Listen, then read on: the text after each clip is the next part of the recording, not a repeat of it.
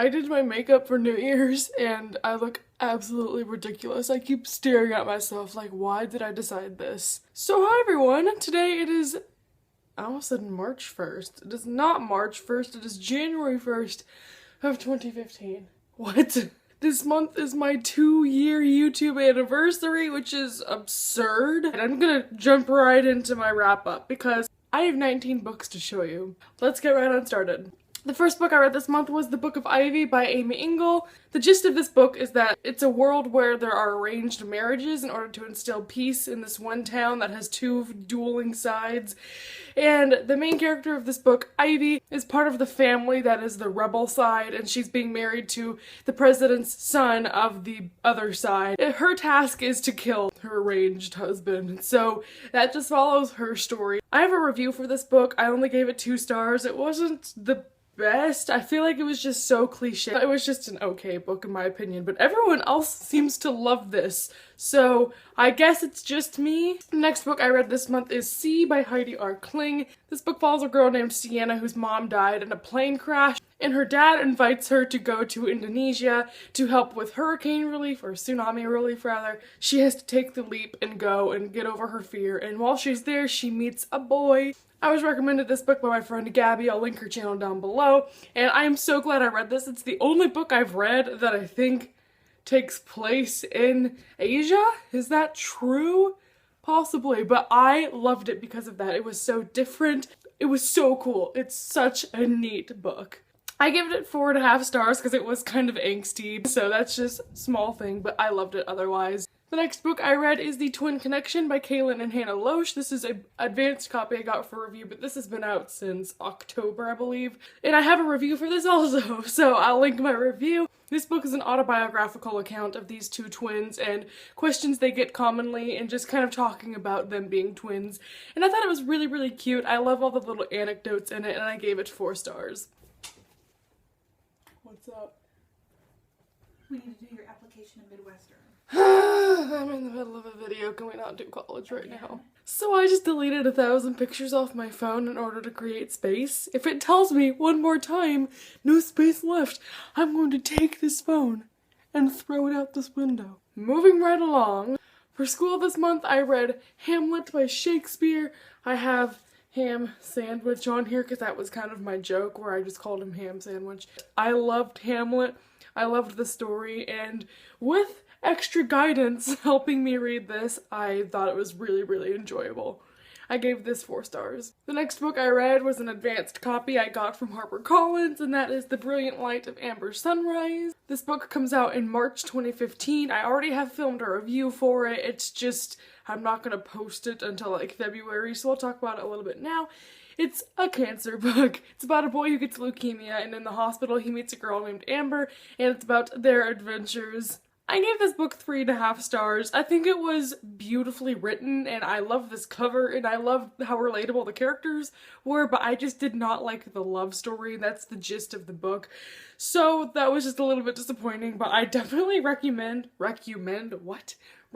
reading Matthew Crow because his writing is gorgeous, and I know he's written other things. Now we get into Cramathon. If you didn't know, I hosted a readathon this month called the Cramathon, and the gist of that was to just read the shortest books on your shelf so that you could get more books in your Goodreads goal, and I ended up reading 10 books for that. So the reason I didn't do a Cramathon wrap-up is because the majority of the books I read this month were from Cramathon, so I'm just gonna talk about those now. The first book I picked up for Cramathon was The Ocean at the End of the Lane by Neil Gaiman. It was beautifully written. As for my first Neil Gaiman book, I'm really, really impressed with his writing. This type of genre isn't for me. I gave this, I think, 3.5 or 4 stars. The second book I read for Cramathon was The Face on the Milk Carton by Caroline B. Cooney, a book I've owned for a while and finally got around to because it's tiny. It's about a girl named Janie who is at lunch one day and sees her own missing poster on the back of a milk carton, and she assumes she's been kidnapped, and she has to figure out this whole mystery behind it, and I thought it was really, really cool. It's more middle grade. Even though the girl's a sophomore in high school, it's definitely written for like lower YA, but I still really enjoyed the story. I'm just a little bit upset that this book is a series, and I'm kind of mad that it's one of those series that you have to read to get the full story, and I'd rather just read the first book and get the mystery solved, but that's not the case. I gave this 4 stars. This next book I read was probably one of my favorite books of the month. It is Every You, Every Me by David Levithan. David Levithan is just forever like one of my favorite authors of all time. I'm getting to meet him this year, which I'm really excited about. This year? Wow, it is 2015. This book is about a guy, Evan, and one day Evan finds a photograph on the ground, and he just starts getting all these photographs, and he has to figure out who they're from and why they're kind of targeting him. And it has the actual pictures here. So I think this book was so beautiful. I just love anything David Levithan does. He makes amazing rich characters. He writes so beautifully. I have several quotes marked in here.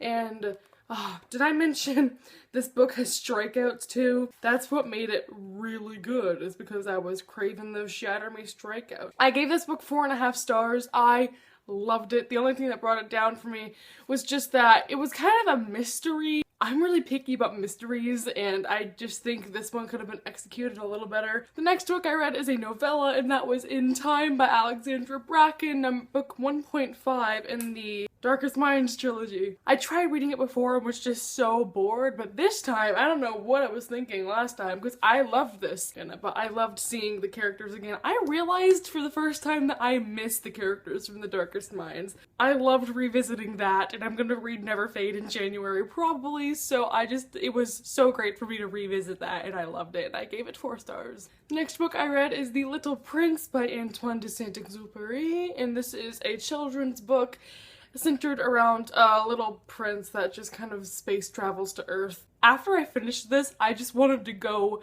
Google it because there's so much symbolism. Like, you read it and you can just, like, the gears are turning in my head. There's, like, symbolism behind every planet he goes to, and I just really want to study this. I would love to study this book for English, even though it's a kid's book. But I did enjoy it. I gave it 4 stars, and again, I would love to hear more about how the author came up with the idea and stuff like that.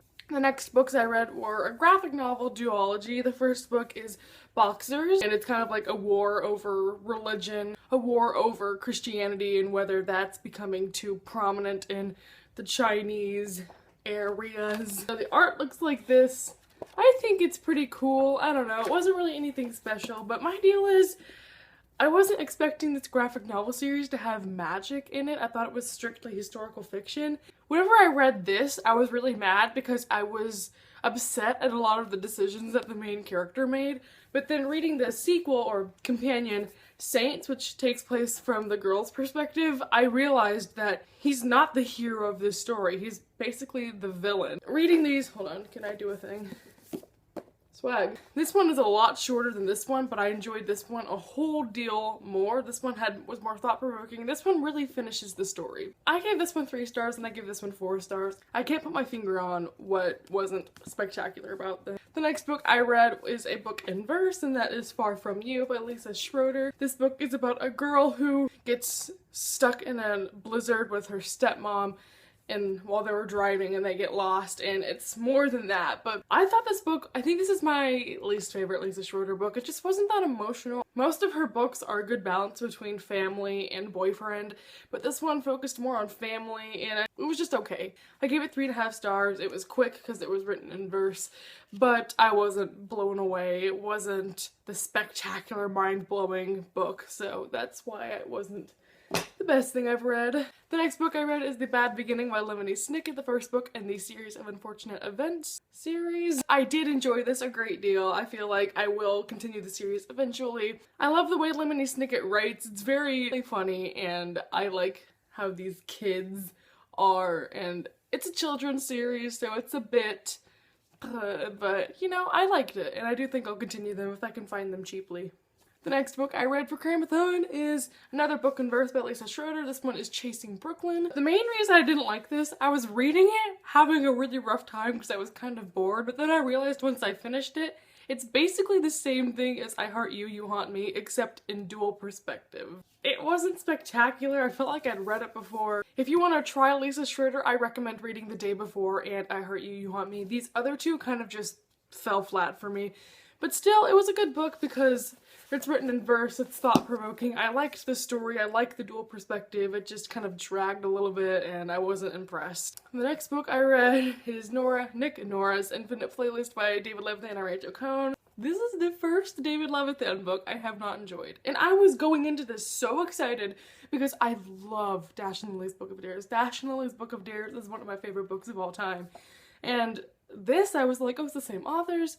I really didn't like it. I skimmed pretty much the majority of this book that wasn't dialogue. The one thing that saved this book was that the characters are awesome. This book is about two characters that meet at a bar. This whole book takes place over like 24 hours and it's just their adventures after meeting and drama and etc. And I liked the idea of it. I just don't know what made it so boring. This is a movie. And people have been saying, I've seen the movie, but I haven't read the book. I'm just gonna tell you, don't read the book. I haven't seen the movie yet, so the movie might not be anything good, but the book is not good.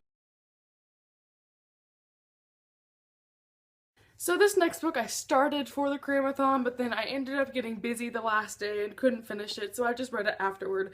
And that is For One Day More by Mitch Albom. I love Mitch Albom because he wrote one of my favorite books, The Timekeeper. Mitch Albom always writes these books that are about what occurs between life and death, and it's just a lot of philosophical topics about, like, for instance, this book is about this guy who wants to commit suicide and he gets one last day with his mother just to kind of re-evaluate things. Mitch Albom is just so thought-provoking, and although I only gave this one 3 stars because it did drag a little bit, I still think his ideas for books are priceless and just everyone should read at least one of his books, and I love the way he writes and I will definitely continue picking up his books. Next book I read is Let It Snow by John Green, Maureen Johnson, and Lauren Miracle. This book consists of 3 short stories that follow characters with storylines that all intertwine in the end. I gotta say, Maureen Johnson was my favorite one, surprisingly. I was most excited for John Green's, but it was 1, the shortest, 2, the corniest. Lauren Miracle's was okay. I felt like hers was a bit angsty, but Maureen Johnson's was on point. It's just Christmas Eve, snow, meeting boys, etc. I liked it. I gave it 4.5 stars. I wanted to do something really quick before the end of the month. I went through the entirety of Taking Pictures by Talking Picture. I've been calling it Taking Pictures for like 2 years. It's Talking Picture. There's an L. This is Ransom Riggs' book full of old photographs that he found with text written on them. I thought it was so neat to look through. This book was really, really cool. I marked this one page because it actually made me cry. It's just a picture of a girl and the caption says, "My baby doll's stretching, she's perfect, mom," and then July 1947, and it's so cute. My only complaint about this book is sometimes it has these little captions written down here if the note's hard to read, and I feel like a lot of those were done on the wrong picture. There were some texts that I could read fine, I didn't need the caption for, but then there were other ones that didn't have a caption that I couldn't read, so I wish they would have just done that on all of them. But other than that, the pictures were just so nice, and I would definitely look at anything else like this that Ransom Riggs publishes, because first of all, bae, second of all, it's really, really cool. So, I will see you all in my January TBR. See ya!